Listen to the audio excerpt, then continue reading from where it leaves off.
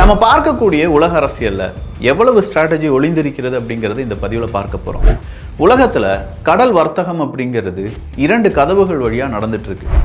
ஒரு கதவு என்ன அப்படின்னு கேட்டிங்கன்னா ஸ்ட்ரைட் ஆஃப் ஹார்மஸ் தான். அந்த கதவு பக்கம் யார் நின்றுட்டு இருக்காங்கன்னு கேட்டால் ஈரான் நின்றுட்டு இருக்காங்க. இன்னொரு கதவு எது அப்படின்னு பார்த்தீங்கன்னா பாபல் மந்தீப் அப்படின்னு சொல்லுவாங்க. இந்த பாபல் மந்தீப் அப்படின்னு சொல்லக்கூடிய இடத்துல யார் நின்றுட்டு இருக்காங்க அப்படின்னு சொல்லி பார்த்தா ஈரானுடைய ஆதரவு பெற்ற ஹூத்திஸ் நிற்கிறாங்க. இந்த 2 கதவுகளிலுமே இப்போ சிக்கல் அப்படிங்கிறது உருவாகுதுன்னு வச்சுக்கோங்களேன். நேற்றைய தினத்திலேருந்து இன்னைக்கு நீங்கள் பார்த்தீங்கன்னா சவுதி அரேபியாவினுடைய கப்பல், சவுதி அரேபியாவினுடைய துறைமுகத்துக்கு போகக்கூடிய கப்பல், சவுதி அரேபியா கூட ட்ரேடு பண்ணக்கூடிய கப்பல் எதுவுமே இந்த பாபல் மந்தீப் வழியாக கடந்து செல்லாது அப்படின்னு சொல்லி ஒரு தடையை பிறப்பித்திருக்கிறார்கள் ஹூத்திஸ். இதுக்கு பின்னாடி இருக்கக்கூடிய உண்மைகளும் அதுக்கு பின்னாடி இருக்கக்கூடிய ஸ்ட்ராட்டஜிஸ் என்ன அப்படிங்கிறதையும் இந்த ஒரு பதிவில் ரொம்ப விலாவரியாக ரொம்ப டெக்னிக்கல் டேர்மாக பார்க்க போகிறோம். எல்லாருக்குமே இது ஒரு புது எக்ஸ்பீரியன்ஸாக இருக்க போகுது. அன்பு தமிழஞ்சங்களுக்கு தமிழ் பொக்கிஷத்தின் வணக்கங்கள்.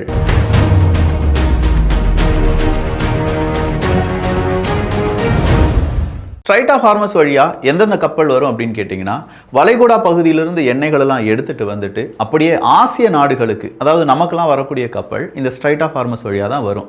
பாபல் மந்தப் அப்படின்னு சொல்கிறோம் பார்த்தீங்களா, இதில் வரக்கூடிய கப்பல் செங்கடல் சுயஸ் கனால் வழியாக ஐரோப்பாவுக்கு போகக்கூடிய கப்பல்கள். ஸோ ஆசியா ஐரோப்பா இந்த 2க்குமே இப்போ சிக்கல் உருவாகி இருக்கிறது அப்படிங்கிறது ஏதோ 2 நாட்டுக்கோ 2 கடல் ஜலசந்திகளுக்கு இடையே பிரச்சனை அப்படின்னு நினச்சிக்கிட வேண்டாம். உலக நாடுகள் எல்லாருமே இதனால் பாதிக்கப்படும் என்பதும் குறிப்பிடத்தக்கது. இந்த மாதிரியான பிரச்சனையை 2 சாக் பாயிண்ட்ஸ் கியூஸ் அப்படின்னு சொல்லுவாங்க. ஒரே நேரத்தில் 2 வழிகள் தான் இருக்குன்னா 2 வழிகளிலுமே அடைப்பு ஏற்படுகிறது அப்படின்னா அதை தான் 2 சாக் பாயிண்ட்ஸ் கியூஸ் அப்படின்னு சொல்லுவாங்க. அந்த நிலைமை தான் இப்போ எண்ணெய் இல்லாட்டி ஆயில் ட்ரேட்ஸ் அப்படிங்கிறதுல நடந்துட்டு இருக்கு. இந்த 2 சாக் பாயிண்ட்ஸ் கியூஸ் அப்படிங்கிறது தான் உலக பொருளாதாரத்தையும் ஸ்கியூஸ் பண்ண போகுது அப்படின்னு சொல்லி பல வல்லுநர்கள் சொல்லிட்டு இருக்காங்க. சரி, அப்படின்னா இந்த ஹூத்திஸ் யார்? ஹூத்திஸ் வேற யாருமே கிடையாது. ஏமன் நாட்டில் உருவான அரசியல் மற்றும் ஆயுதம் ஏந்திய ஒரு இயக்கம் அப்படின்னு சொல்லலாம். இந்த இயக்கம் 2014 ஏமன் நாட்டினுடைய தலைநகரமான சனா அப்படிங்கிற பகுதியை கையகப்படுத்துறாங்க. அங்க இருக்கக்கூடிய ஏர்போர்ட்டும் அவங்க கைக்குள்ள கொண்டு வராங்க. அவங்களிடம் பெரிய விமானப்படை இல்லை அப்படின்னாலும் அவங்க கிட்ட பெலிஸ்டிக்ஸ் மிசைல் இருக்கு, க்ரூயிஸ் மிசைல் இருக்கு, தாக்குதல் நடத்தக்கூடிய ட்ரோன்ஸ் இருக்கு, ஆன்டிஷிப் மிசைல்ஸ் இருக்கு, வெடிபொருள் நிரப்பப்பட்ட படகுகள் இருக்கு. இவங்களுக்கான ட்ரைனிங், இவங்களுக்கான பணம், இவங்களுக்கான ஆயுதம், இதுல 80-90% யார் உதவி செய்கிறார்கள் அப்படின்னு கேட்டா ஈரான் தான். அப்படின்னா இதை ஈரான் ரிமோட் கண்ட்ரோல் ஆர்மி அப்படின்னு சொல்லி கேட்டா கண்டிப்பா கிடையாது. ரிமோட் கண்ட்ரோல் ஆர்மி அப்படின்னு சொல்லும்போது ஈரான் என்ன நினைக்கிறாங்களோ அதை தான் அந்த ரிமோட் கண்ட்ரோல்டு அந்த ஆர்மி வந்து செய்யும். பட் இந்த இடத்துல ஏமன் நாட்டில் இருக்கக்கூடிய ஹூத்திஸுக்கு நீ ஒரு அரசியல் இருக்கு அப்படின்னு நான் சொன்னேன். அந்த அரசியல் ஈரானை நோக்கியான அரசியல் கிடையாது, அது ஏமன் நாட்டை நோக்கியான அரசியல். அதனால அவங்கள டைரக்டா ஒரு ரிமோட் கண்ட்ரோல் ஆர்மி அப்படின்னு சொல்லிட முடியாது. ஆனா ஈரானுடைய ஆதரவு பெற்ற ஒரு இயக்கம் அப்படின்னு சொல்லலாம். தெரிவிக்கி ரொம்ப நாளாக இந்த சவுதி அரேபியாவுக்கும் ஹூத்திக்கும் என்னடா பிரச்சனை, அப்படி என்னதான் அவங்களுக்குள்ள ஒரு பகை இருக்குது அப்படின்னு சொல்லி கேட்டுட்டு இருந்தீங்கல்ல. இன்னைக்கு தெளிவாக சொல்லிடுறேன். 2014 ஹூத்திஸ் என்ன செய்கிறாங்க, ஈரான் ஆதரவுடன் கொஞ்சம் வெப்பன்ஸ்லாம் வாங்கி சனா அப்படிங்கிற ஏமன் நாட்டினுடைய தலைநகரத்தை கைப்பற்றாங்க. இவ்வளோதான் நமக்கு தெரியும். ஆனால் ஏமனுடைய வடக்கு மேற்கு பகுதிகள் முழுவதுமாகவே யாருடைய கட்டுப்பாட்டில் தான் இருக்குது? இந்த ஹூத்திஸினுடைய கட்டுப்பாட்டில் தான் இருக்குது. வடக்கு மேற்கு இந்த திசை ஏமன் நாட்டினுடைய ஹூத்திஸ் கட்டுப்பாட்டில் இருக்குன்னா தெற்கு திசை மட்டும்தான் தனியாக இருந்துச்சு. அங்கே தான் ஏமன் நாட்டினுடைய அரசாங்கம் என்ன செய்கிறாங்க, அவங்களுடைய எல்லா அரசாங்க பொறுப்பாளர்களையும் கூப்பிட்டுட்டு தெற்கு பக்கமாக ஒதுங்கிக்கிறாங்க. ஸோ சர்வதேச அங்கீகாரம் பெற்ற ஏமன் நாட்டினுடைய அரசாங்கம் எங்கே இருக்கு?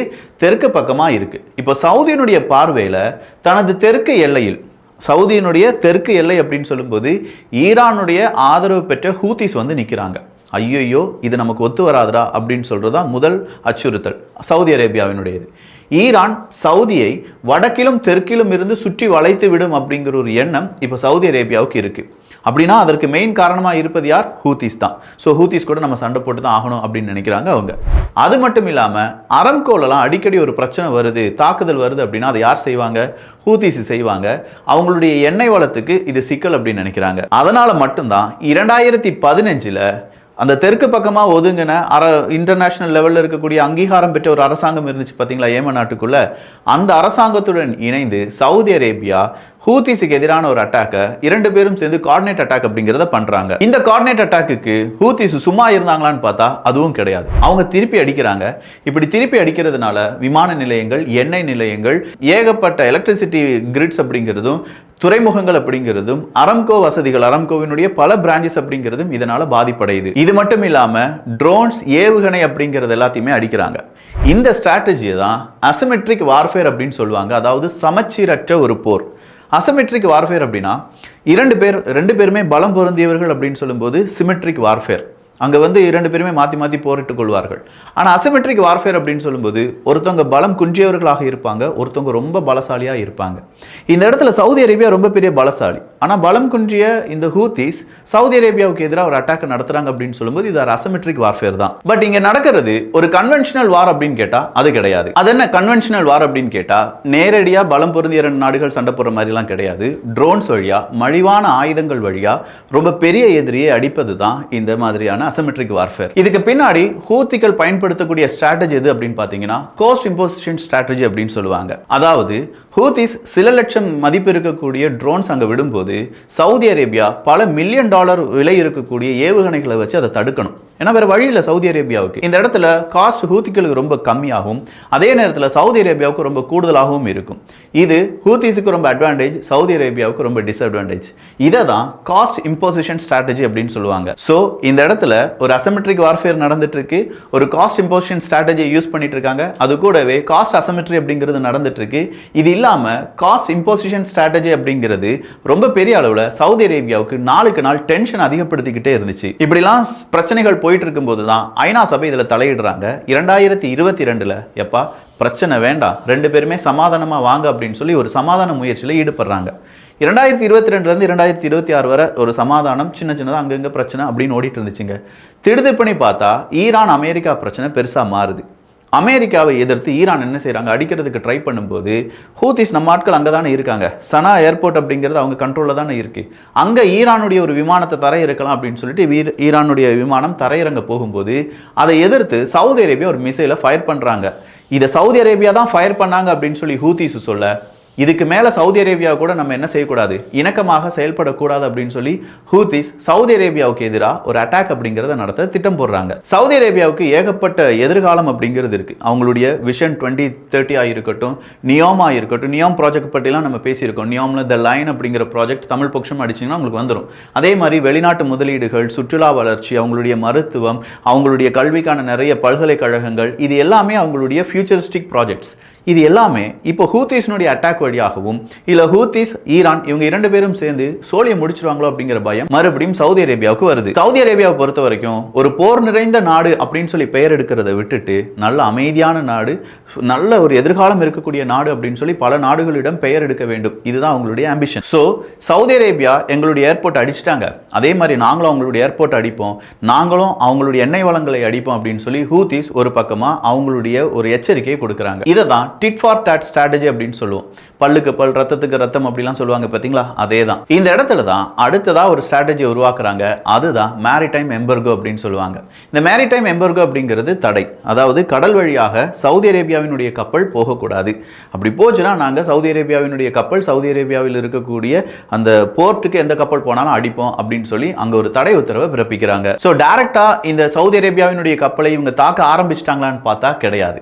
இந்த எம்பர்கோ அப்படிங்கிறது வர்றதுக்கு முன்னாடி இப்போ ஹூத்திஸ் செய்யறது என்ன அப்படின்னு பார்த்தீங்கன்னா மேரிடைம் இன்டர்டிக்ஷன் அப்படின்னு சொல்லுவாங்க. இந்த மேரிடைம் இன்டர்டிக்ஷன் அப்படின்னு சொல்லும்போது கண்காணித்தல், எச்சரித்தல், வழிமறைத்தல், சோதனை செய்தல், கைப்பற்றுதல், தாக்குதல், இத்தனை விஷயங்களை நாங்கள் செய்வோம்ப்பா அப்படின்னு சொல்லி அதுலேயும் ஒரு ஸ்ட்ராட்டஜியை புகுத்தி யாருக்கு எதிராக ஹூத்திஸ் வந்து நிற்கிறாங்க, சவுதி அரேபியாவுக்கு எதிராக. பாப் அல் மந்தீப் அப்படின்னா கண்ணீரின் வாசல் அப்படிங்கிறது தான் பொருள். ஸோ இந்த கண்ணீரின் வாசல் அப்படிங்கிறது இப்போது சவுதி அரேபியாவுக்கு எதிராக, அதாவது ஹூத்திஸுக்கு ஆதரவாக செயல்படுவதால் சவுதி அரேபியாவினுடைய கப்பல் போகிறதுக்கு ஒரு சிக்கல் ஏற்பட்டிருக்கு இல்லையே விக்கி. அப்போ சவுதி அரேபியாவினுடைய எண்ணெய் வளங்கள் ஸ்ட்ரைட் ஆஃப் ஹார்மஸ் வழியாக செல்லாமல் இருந்ததா அப்படின்னு சொல்லி உங்களுக்கு ஒரு கேள்விகள் வரலாம். இந்த இடத்துல தான் நெட்வொர்க் பாட்டில் நெக் எஃபெக்ட் அப்படின்னு சொல்கிற ஒரு விஷயத்தை நம்ம புரிஞ்சுக்கணும்.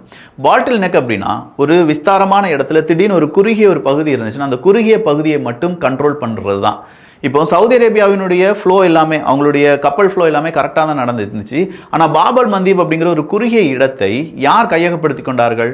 இந்த ஹூத்திஸ் கையகப்படுத்திட்டாங்க. அந்த இடத்துல சி டினைல் ஸ்ட்ராட்டஜி அப்படிங்கிறத ஹூத்திஸ் பயன்படுத்துகிறாங்க. ஒரு கடலை அவங்களுடைய கண்ட்ரோலில் வச்சுருக்காங்கன்னு வச்சுக்கோங்களேன், சி கண்ட்ரோல் அப்படின்னு சொல்லலாம். அதாவது அந்த கடல் முழுதும் அவங்களுடைய கண்ட்ரோலில் தான் இருக்குது அப்படிங்கிறது பொருள். சி டினைல் அப்படின்னா அந்த கடல் யாருடைய கண்ட்ரோல் இருக்குன்னு தெரியாது, ஆனால் ஒரு நாட்டினுடைய விமானமோ கப்பலோ அது வழியும் போக முடியாது. அதாவது அதை டினை பண்ணிடுவாங்க. அதை தான் இப்போ யார் யூஸ் பண்ணிட்டு இருக்காங்க? அந்த கடலை கண்ட்ரோல் பண்ணுறதுக்கு ஏகப்பட்ட பணம் வேண்டும், ஏகப்பட்ட படைபலம் வேண்டும். அது எதுவுமே ஹூத்திஸ்ட கிடையாது. பட் அதன் வழியாக சவுதி அரேபியாவினுடைய ஒரு கப்பலை போக விடாமல் டினை பண்ணலாம். சி டினைல் அப்படிங்கிறத இப்போ யார் செஞ்சிட்டு இருக்காங்க? ஹூத்திஸ் செஞ்சிட்டு இருக்காங்க. சவுதி அரேபியாவினுடைய பெரும்பாலான எண்ணெய் வளங்கள் சவுதி அரேபியாவினுடைய கிழக்கு பக்கம் தான் இருக்கு. ஆனால் ஸ்ட்ரைட் ஆஃப் ஹார்மஸ்ல சண்டை வந்ததுனால அந்த கிழக்கு பக்கத்தில் இருக்கக்கூடிய எண்ணெயை இவங்க எங்க பம்ப் பண்ணி விடுவாங்கன்னா, ஈஸ்ட் வெஸ்ட் பைப்லைன் வழியாக என்பு அப்படிங்கிற ஒரு துறைமுகத்துக்கு பைப் பண்ணி விடுவாங்க. இந்த என்பு துறைமுகத்திலிருந்து செங்கடல் வழியாக, ரெட் சி வழியாக இவங்க என்ன செய்யணும்? அடுத்ததா ஐரோப்பாவுக்கு வெளியேற்ற வேண்டும். ஆனா இந்த இடத்துல தான் ஹூத்திஸ், நீ என்னடா எண்பு துறைமுகத்திலிருந்து உன்னுடைய எண்ணெய் வளத்தை வெளிநாட்டுக்கு கொண்டு போயிடலாம் நினைக்கிறியா? அது நடக்காது அப்படின்னு சொல்லி தான் இந்த இடத்துல சிக்கலை உருவாக்கி இருக்காங்க. இதுதான் சைமல்டேனியஸ் சாக் பாயிண்ட் டிஸ்ரப்ஷன் அப்படின்னு சொல்லுவாங்க. இந்த சைமல்டேனியஸ் சாக் பாயிண்ட் டிஸ்ரப்ஷன் அப்படிங்கிறது தான் சவுதி அரேபியாவுக்கு சிக்கல். Not only Saudi Arabia, entire வேர்ல்டுக்கு ஒரு சிக்கலாக மாறி நிற்கிறது. ஸோ ஓவராலா ஹூத்திஸ், சவுதி அரேபியா அவங்களுக்கு இடையே இருக்கக்கூடிய பிரச்சனைகள், அது எப்போ இருந்து வந்துச்சு, இப்போ என்ன நடந்துட்டு இருக்கு, அதுக்கு பின்னாடி இருக்கக்கூடிய ஸ்ட்ராட்டஜி, டெக்னிக்கல் டேர்ம்ஸ், இது எல்லாத்தையுமே ரொம்ப தெளிவாக படிச்சிருக்கோம், பார்த்துருக்கோம். மாணவர்களுக்கும் இளைஞர்களுக்கும் இந்த வீடியோ ரொம்ப பெரிய அளவில் ஒரு வரப்பிரசாதம் தான். ஏன்னா அவ்வளவு இன்ஃபர்மேஷன், அவ்வளவு டெக்னிக்கல் டேர்ம் இதில் நம்ம யூஸ் பண்ணியிருக்கோம். பார்க்கலாம். இது உங்களுக்கு பிடிச்சிருந்துச்சுன்னா இதே மாதிரி ஒவ்வொரு விஷயத்திலையும் நடக்கக்கூடிய ஸ்ட்ராட்டஜி, டெக்னிக்கல் டேர்ம்ஸ் அப்படிங்கிறதெல்லாம் தொடர்ச்சியாக பார்க்கலாம். இந்த பதிவு எப்படி இருந்துச்சு அப்படிங்கிற உங்களுடைய கருத்துக்கள் இங்கே வரவேற்கப்படுகின்றன. எல்லோரும் தமிழ் பொக்கிஷத்தில் இணைந்திருங்கள். நல்லதை பகிர்ந்து நல்ல சமுதாயத்தை உருவாக்குவோம். நன்றி, வணக்கம்.